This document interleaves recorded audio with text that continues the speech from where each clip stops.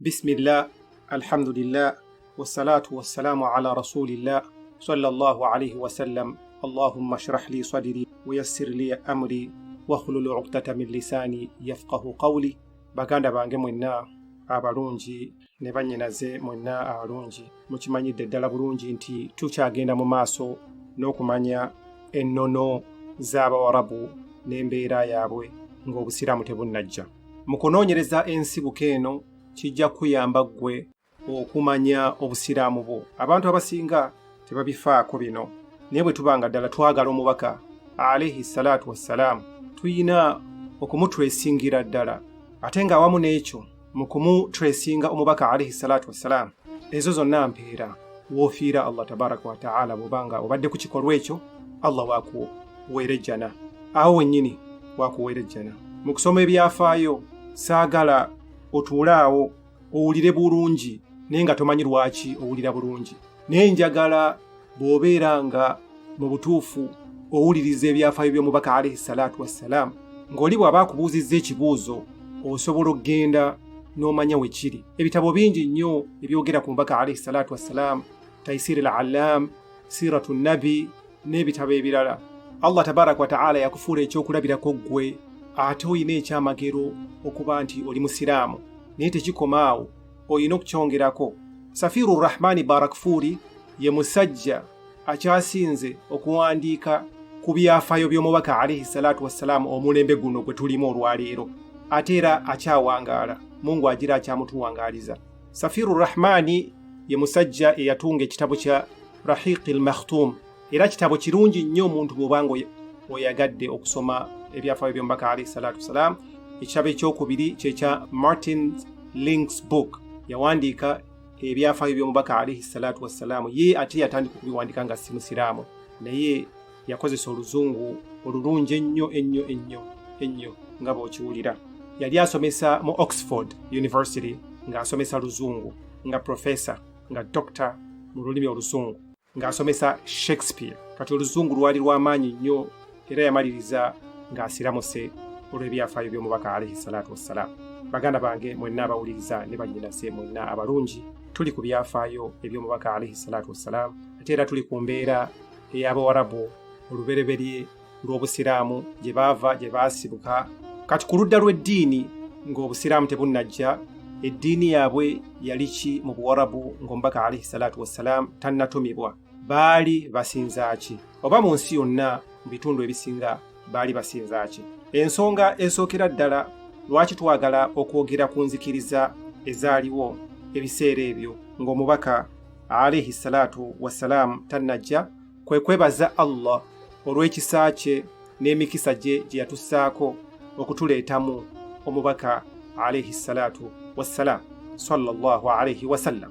Era oluvannyuma lw'okutegeera abantu gye baali basinzaamu n'ebyo bye baali bakola mu kusinza kwabwe, tujja kwebaza Allah tabaraka wa ta'ala olw'okutuwa ekyengera ky'Obusiraamu, kubanga omuntu tosobola kutegeera kiro okuggyako ng'olabye, okuggyako ng'otegedde nti waliyo emisana. Tosobola kutegeera kitangaala oba ku appreciatinga kitangaala okuggyako nga olabye ekizikiza. Tosobola kwebaza bugumu okuggyako nga omaze okuwulira obunnyogovu engeri gye bunyogogamu. Tosobola kwebaza ssente nga toyise mu bwavu. Tosobola kwebaza mirembe Allah tabaraka wa ta'ala gye yakuwa ng'olina emirembe gyo nga tokakaalukana nnyo ng'abantu balala. Ofuna ssente zo nga tomaze kakaalukana, naye omala kakaalukana okusobola okwebaza nga Allah tabaraka wa ta'ala akutuusizza ku ssa eryo. Essa ery'okumwebaza Allah tabaraka wa ta'ala asooka kukuyisa mu kintu, wallahi n'olyoka otegeera nti bw'aba akuwadde ekintu ddala mu butuufu kiba kyengera. Tumusaba Allah atuwe bye twagala, atuwe bye tumusaba, atuwe bye tutayina ya Allah. Buli mulembe Allah tabaraka wa ta'ala yagusindikamu omubaka. Atugamba Allah tabaraka wa ta'ala, wa in min ummatin illa khala fiha nadhir. Tewali mulembe gwali guzze ku nsi kuno okuggyako nga Allah azza wa jalla yagusindikira omubaka. N'Abawarabu bonna balina omubaka, era omubaka waabwe yali Ibrahima alayhi salaatu wassalaam ne Ismail. Millata abikum Ibrahim. Eno y'eddiini yammwe, eno y'eddiini ya taata wammwe Ibrahim. Era eddiini ya Ibrahimu n'enkola ye yalwawo nnyo okuggwa mu bantu. Waayitawo emijiji mingi nnyo nga eddiini ya Ibrahim Allah gye yamussaako ekyatintira ddala ekyayakira ddala okutuusiza ddala ku mubaka alayhi salatu wassalam, n'emizizo gyennyini gya Ibrahima alayhi salatu wassalam gye yaliko bye yali atwalanga bya mizizo byawangalira ddala paka ku mubaka alayhi salatu wassalam. Ekyokulabirako ekisooka kwe kutwala Makka nga kifo kya mizizo, era ekifo ekyo lwaki kyafuuka nga kya mizizo? Kiri haramu okukoleramu ekivve kyonna, okuttiramu ensolo, okutta munno, omukuba, okukuula omuddo, okukuula ekikoola kyonna, okusala omuti, byonna biri haramu ebbanga ly'omalanga oli mu haramu. Naye ekyo ani yakitandikawo? Ibrahimu alayhi salatu wassalam. Allah yakifuula haramu ebbanga ly'omalanga oli mu haramu. Allah tabaraka wa ta'ala atutegeeza nti waman dakhalahu kana aminan, omuntu aba ayingidde mu haramu aba afunye obukuumi, aba afunye obukuumi obwannamaddala. Era nga wabaawo akoze omusango n'afubutuka n'ayingira mu haramu, tosobola kumukwatako. Ibn Abbas atunyumiza n'agamba nti ebiseera bya jahiliya wasobolanga okulaba omusajja eyatta taatawo naye nga tasobola mukwatako wadde akaviiri okukakuula ku mutwe gwe. Ekyo nno kikulu nnyo. Emyezi ena Allah tabaraka wa ta'ala gye yayogerako mu Qur'ani gye tumanyi obulungi olwaleero, eyo enkola yatandikira ku Ibrahimu alayhi salatu wassalam, Abawarabu bagijja ku Ibrahimu alayhi salatu wassalam.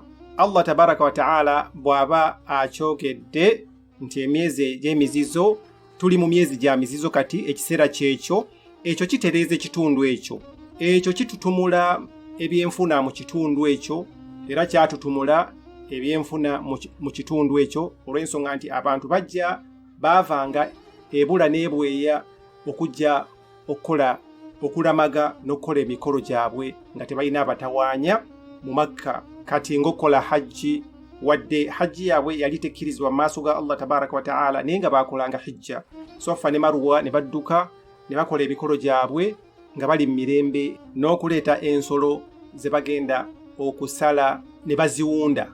Era kikkirizibwa mu shariya okuwunda ensolo z'ogenda okusala, weewaawo n'abashiriku baazikola ki?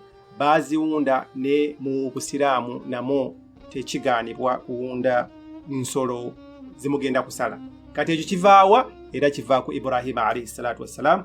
Ibrahimu yakitandikawo ekintu ekyo. Era abamu ku bawandiisi kino baakigwa, abamu ku bawandiisi ab'ebitabo abatali basiraamu naddala kino baakigwa nga bagamba nti ffe twakoppa kwabo abaali tebalina ddiini amakulu, olw'ensonga nti bye tukola baali babitandika dda. Kati nga okukola tawaafu, kati ng'okusala ensolo twabasanga basala ensolo, n'emikolo egy'emizizo emirala gye tukola bo bagamba nti twabikoppa ku bantu abatalina ddiini. Ne beerabira nti eno enkola yali ya Ibrahima alayhi salatu wassalam. Bayinza n'okuba tebakimanyi, tebakiteeka mu birowoozo byabwe olw'ensonga nti tebakimanyi. Era ebigambo ebyo byonna tubigoba. Ffe tugamba abasiraamu nti omubaka sallallahu alayhi wasallama yazuukiza embeera eya taata we Ibrahima alayhi salatu wassalam okugijjamu obukyafu bwonna ne kafecce yenna, okugitereereza ddala okuba nti eddiini entukuvu nga Allah tabaraka wa ta'ala bw'atugamba nti dhalika ddiinul qayyim, dhalika ddiinul qayyim, eyo eddiini entuufu ddala entuukirivu. Omubaka alayhi salatu wassalam yalina okukola bw'atyo.